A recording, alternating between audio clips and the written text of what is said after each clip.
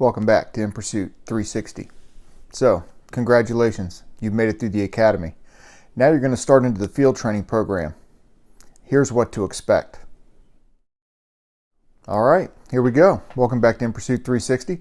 Hey, don't forget, hit that subscribe button, mash that like button, a little thumbs up, and make some comments down below and let me know what else you'd like to see or what you think about the content that I've put out so far. I'd appreciate it. So, you've made it through the police academy. Congratulations. Now you're on to your department, and now you're going to start the field training program. So let's talk about what to expect in the field training program when you meet your field training officer. So the academy is going to teach you the basics of law enforcement, just the nuts and bolts kind of. It's up to your field training officer to show you how to apply that and how it works while you're actually out on the street. So the first day or two is going to be an introduction. So, hey, I'm me. Who are you?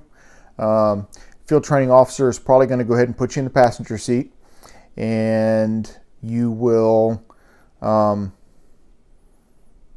basically do a ride along for 2, 3, 4 days. Kind of depends on how your field training officer does it. Usually my guys rode in the passenger seat for about a week when I had 12 to 16 weeks to train. So you'll be riding over there, and it's just going to be a general conversation. You know, the field training officer is going to find out who you are, what makes you tick. He'll ask you questions like, oh, are you married? Why'd you get into this line of work? What do you think about this? They'll tell you on your first few days, you're not to say anything on any of the calls. When you go to a call, if you go to a domestic or whatever, you're backup. You're a shadow. You don't exist on that call. You just need to follow your field training officer's lead, do as they tell you to do, and that's going to be a time for the field training officer to kind of get to know who you are and where you're coming from, how you think, and is also going to be a chance for you to see how your field training officer handles calls in general. So how does he handle a traffic stop? Where does he position himself on the car? How does he talk to the people that are in the car? If it's one person, if it's multiple people, what if there are people in the back seat? And after every single call, after every traffic stop, when you get back in that car, your field training officer is going to talk to you about it. And he'll ask you, so what did you think about that? Did you notice anything different? Did you notice where I positioned myself? Did you notice where my hands were? And so that first week is going to be just kind of it's really more of him getting to know you, him or her getting to know you. Sorry, ladies. So that they have an idea of again, where you're coming from and where you're at. Make no mistakes. Your field training officer is not your friend, and they are not going to be your friend until field training's over.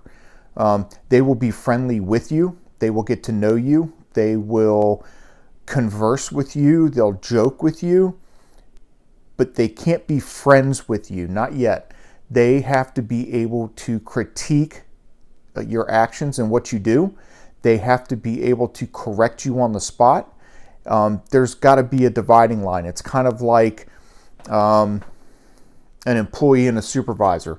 You got to keep those two worlds different. So if you are friends with your supervisor, you have to be friends outside of work, because once you're in work, that supervisor has to be able to discipline you or tell you what to do. And if friendship is going to be an issue, then maybe you shouldn't be friends, or you shouldn't work together, and then you can still be friends, right? So that field training officer will not be your friend. They will be friendly, but they're not your friend. That's not what they're there for. They are there to teach you how to apply everything that you've learned in the academy out on the street safely. Okay? So that first week, you're just riding along. You're following the cues. Now, in my case, the way I did it, the second week is when you actually start to get doing some things. So I would have my guys start using the radio. I would still drive, not giving them the car yet, but they would start answering the radio. And then I would let them handle maybe simpler calls, like if we got a vandalism to a mailbox call. Okay, you can go talk to them, ask them, their name, what they saw, what they heard, when did they hear it, that kind of thing. If they knew anybody in the area that might have wanted to damage their property, or if they saw anybody suspicious around lately, that you can handle in your second week. So now you're going to start working on your report writing skills, and you're working on your people skills, how to talk to people. Is it a crime or is it not a crime? And after every single call you go to, your FTO is going to sit there and talk to you about it and ask you, could you have asked something else? Or they may let you get back in the car and ask you, okay, so you asked him this? Yeah. You asked him that? Yeah. Did you ask him this? No. Go back, knock on the door and get it. And some FTOs will do that to you 2 or 3 times on the same call and make you keep going back. And it's a way of getting you to understand how important it is to get all the information that you need the first time that you interview these people or you talk to them. So week 2, you're starting to handle some really, really simple stuff, and you are going to probably start using the radio some. Week 3, I'll let my guy get behind the wheel. Now, the problem with getting behind the wheel is that you really have to watch the kind of calls that you go to or the responses that you do, because even though you're in your 3rd week and you've had your EVOC training, I am not going to let you put your foot through the firewall with me over there in the passenger seat, and this is your first time really out on the roads running code to calls. So those responses may be not quite as fast as they will be later on in your field training or when you get cut loose on your own. The one important lesson that I learned, and it took me a little bit of time once I was released, was you can't help anybody if you don't get there. Driving fast is not always the key. They teach you, do not drive beyond 80% of your abilities. So no matter how big of an emergency the call is, you need to make sure to be careful and make sure to get there. And so it's something that's very hard to teach a brand new officer, that just because they can do 130, they don't need to do 130. So that's week 3. Get your hands on the wheel, start driving. You're going to start probably handling more complicated calls. You'll start into traffic stops week 3, week 4. And then as time goes on, then you start handling more and more. And after every single call, after every traffic stop, your field training officer is probably going to tell you, pull up over there and sit and talk to you about what just happened, how the call just went. What did you do on that traffic stop? Could you have done anything better? Where was your body positioned? What hand were you holding your flashlight in? Oh, was it your gun hand? Don't ever do that again. So they will review everything and they will critique you. They are going to correct you. If you do something wrong, it is their job to point it out to you and then make sure that you learn to do it the right way. And if there's teaching you how to do it the right way, it's probably a safety issue and you need to learn. So as you're going through, there'll come a point in time where your FTO is just going to stand back and the FTO is going to act like, I'm not here, it's all you. And they will just let you handle everything. They are going to stay close. They will not let you get in trouble. That's something I had to make sure my trainees knew, is that I am not going to let them put themselves into a position where they are going to make a huge mistake that can't be fixed. I may let them make little ones, but I won't let them make a big one. If I have to send them back in for information, that's one thing. But if it puts them into a position where they're violating somebody's rights, I will not allow that to happen. So I had to make it very clear to them early on that I will not let you get yourself in trouble. So your field training officer will not let you get yourself so far down the road that you're going to be in trouble and there's no way out of it. Your field training officer will have your back. If they need to, they will step in. But they expect you to step up and start handling these calls the further you get into your training. They're going to stop telling you what cars to stop. They want you to figure out what cars to stop. They want you to work the radar. They want you to look for the license plate lights out or the tail lights out or the expired tags. They want to see you do the job. So by the time you get to the end of your field training, you should be leaving out a roll call, getting your equipment, getting your car, field training officer gets in the passenger seat, you drive off, and you answer the radio, you drive the car, you respond to the call, you write the report, you make the traffic stop, you call the pursuit if you end up in one of those near the end of your field training.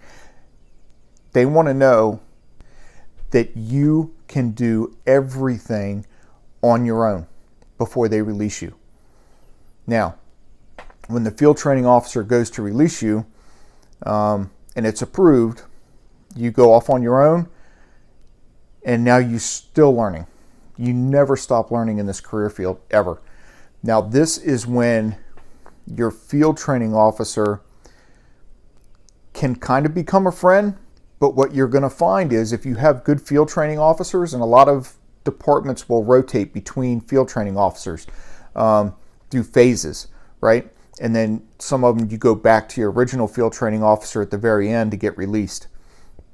That you will now have a mentor for many years to come. You will find yourself going back to your field training officers, the ones that were good, that you really learned from. You'll go back to them before you go to a supervisor.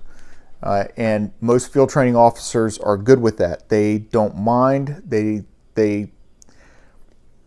makes you kind of proud when one of your guys comes back to you and says, hey, I got a question, or, hey, I had this situation and I did this, this, and this. What do you think?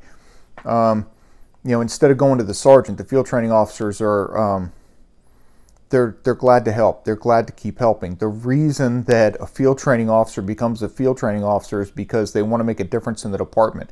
They want to help train the future. So a year and a half after you're released, you decide you want to go back and ask your field training officer a question, they will be there to help you. I guarantee it. Any field training officer that's worth their salt will be there for you throughout your entire career if you ever need anything. So that's just a real basic idea of what to expect once you get into field training, and it's a good experience. There have been some field training officers that probably should have given it up. They get burnt out. If you have a field training officer and it's almost like the personalities are clashing or whatever, talk to the field training officer about it. And if you don't seem to get anywhere, go to the field training supervisor and just let them know what's going on. You never know what's going on with them, just like you don't know what's going on with the people that you go to the calls for. The FTO could have some personal issues going on, or other things on their mind, or they could just be burnt out. I'm telling you, some of these field training officers will go from trainee to trainee to trainee to trainee. And out of 12 months, they could be training anywhere from 9 to 10 months out of the year. And that's a lot. That is a lot, and you can get burnt out, and you will get burnt out if you're training that much, because the other advantage to being in law enforcement is being able to kind of do things at your own pace and your own way. But when you're training, you can't. You have to follow the program. You have to follow the policy. So there are certain steps that you take all the way through training that you have to maintain. So you kind of lose some of that freedom. And real quick, something else that you're going to cover a lot of is the policies and procedures of your department. So I would sit there probably about after week 3, after we really I started letting the trainee do their thing. I would sit there over in the passenger seat on a slow day when we weren't real busy, and I just opened up the policy book. I'd say, okay, let's talk about pursuits. Let's talk about ramming. Let's talk about uniform wear, right? And we went through, we actually carried books then. Now they're all on flash drives and computers. But we actually had a policy book, probably about yay thick. And I went cover to cover from policy 1 all the way through to the policy end, and read them out loud. And then we discussed each and every policy and procedure that my department had. So that's what field training is all about. It's can be a very good experience. It is the time for you to learn how to do your job out on the street. I wish you luck with that. If you have any other questions, put it down in the comments and I'll get back to you. And meanwhile, please subscribe to the channel, smash that like button, and I will see you next time on In Pursuit 360. Be safe out there.